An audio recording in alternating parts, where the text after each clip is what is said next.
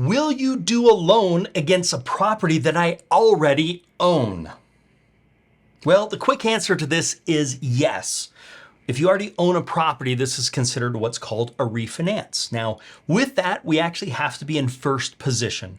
What that means is that we have to either pay off or there aren't any other loans on the property. So let me give you an example here. So let's say that you've got this property, and let's say that you bought it and you put, I don't know, $100,000 into it, and maybe you've done some rehab and you put another $20,000 into it, but you found out you need another $50,000. Well, what can we do? Well, we can come in, we can give you a loan for that $50,000. You can get the rest of the rehab done on the property, you can sell it and make your money back. Now, let's say that you're working with another lender. Let's say that you've got a lender that you owe $100,000 to, and you've run out of rehab money and you need additional $50,000 of rehab money. What we would do is we would come in and do a refinance, and we would actually pay off this lender and give them their money. And then we would put the rest of the money ready to go for escrow.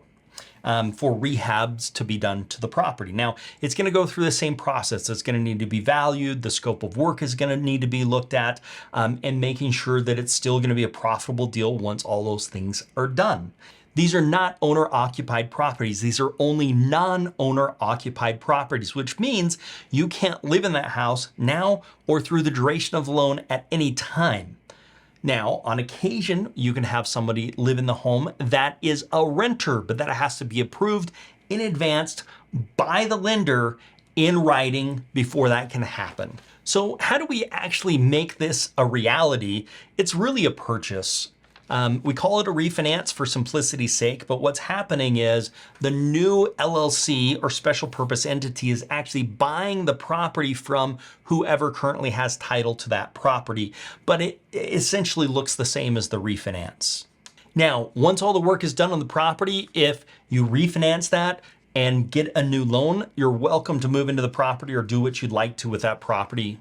So now you may be asking, how do you actually do this deal of a refinance and going through the advanced deal analysis and using that? Well, what you're going to want to do is use the same ADA, advanced deal analysis, and for the purchase price, you will put how much is owed to the lender, or if you don't have a lender and you used your own money, you'll just put $1 in there just as a placeholder.